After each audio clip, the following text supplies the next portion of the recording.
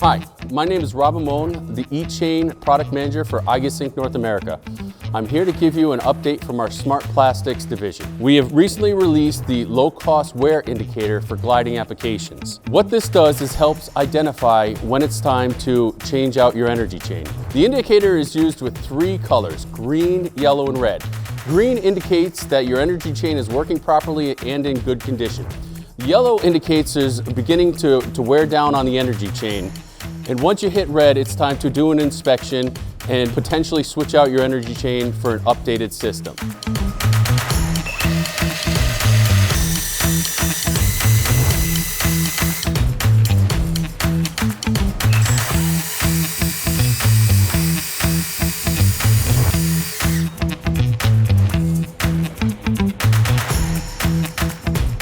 For more information on the low-cost indicators, please click on the link below or contact the Smart Plastics division at igus Inc.